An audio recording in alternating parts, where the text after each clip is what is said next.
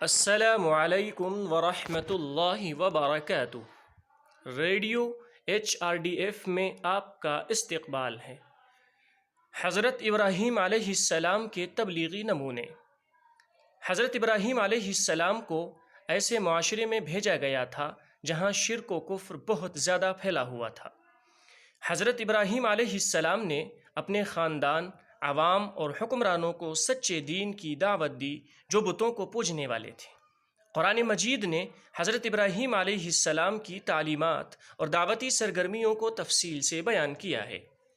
قرآن کے ان فرمان سے رہنمائی لے کر ہر دور کے مؤمنوں کو اپنے زمانے کی نزاکت و سنجیدگی کو سمجھ کر صحیح طریقے سے دعوت دینا فرض ہے۔ آئیے ریڈیو HRDF کے پلیٹ فارم سے حضرت ابراہیم علیہ السلام کی تبلیغی سرگرمیوں سے متعلق کچھ قرآنی آیات سے رہنمائی حاصل کرتے ہیں۔ آپ اس کتاب میں ابراہیم کا ذکر کرو، یقیناً وہ بہت سچے نبی تھے، جبکہ انہوں نے اپنے باپ سے کہا کہ ابا جان، آپ ان کی پوجا پاٹ کیوں کر رہے ہیں جو نہ سنتے اور نہ دیکھتے ہیں، نہ آپ کو کچھ بھی فائدہ پہنچا سکتے ہیں۔ میرے مہربان باپ، آپ دیکھیے، میرے پاس وہ علم آیا ہے جو آپ کے پاس نہیں، تو آپ میری ہی مانیں۔ میں بالکل سیدھی راہ کی طرف آپ کی رہبری کروں گا۔ میرے ابا جان، آپ شیطان کی پرستش سے باز آ جائیں۔ شیطان تو رحم و کرم والے اللہ تعالیٰ کا بڑا ہی نافرمان ہے۔ ابا جان، مجھے خوف لگا ہوا ہے کہ کہیں آپ پر کوئی عذاب الہی نہ آ پڑے کہ آپ شیطان کے ساتھی بن جائیں۔ سورہ مریم۔ جبکہ انہوں نے اپنے باپ اور اپنی قوم سے کہا کہ تم کس کی عبادت کرتے ہو؟ انہوں نے جواب دیا کہ ہم تو بتوں کی عبادت کرتے ہیں، ہم تو برابر ان کے مجاور بنے بیٹھے ہیں۔ آپ نے فرمایا کہ جب تم انہیں پکارتے ہو تو کیا وہ سنتے بھی ہیں یا تمہیں نفع نقصان بھی پہنچا سکتے ہیں؟ سورہ شعراء۔ پھر جب رات کی تاریکی ان پر چھا گئی تو انہوں نے ایک ستارہ دیکھا۔ آپ نے فرمایا کہ یہ میرا رب ہے، مگر جب وہ غروب ہو گیا تو آپ نے فرمایا کہ میں غروب ہو جانے والوں سے محبت نہیں رکھتا۔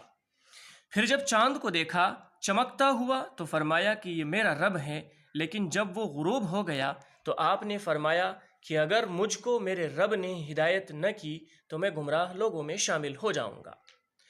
پھر جب آفتاب کو چمکتا ہوا دیکھا تو فرمایا کہ یہ میرا رب ہے، یہ تو سب سے بڑا ہے۔ پھر جب وہ بھی غروب ہو گیا تو آپ نے فرمایا بے شک میں تمہارے شرک سے بیزار ہوں۔ سورۃ الانعام۔ کیا تو نے اسے نہیں دیکھا جو سلطنت پا کر ابراہیم علیہ السلام سے اس کے رب کے بارے میں جھگڑ رہا تھا؟ جب حضرت ابراہیم علیہ السلام نے کہا میرا رب تو وہ ہے جو زندہ کرتا اور مارتا ہے، وہ کہنے لگا میں بھی زندہ کرتا اور مارتا ہوں۔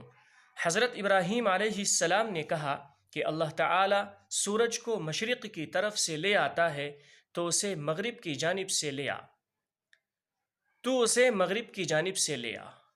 اب تو وہ کافر ہکا بکا رہ گیا اور اللہ تعالیٰ ظالموں کو ہدایت نہیں دیتا۔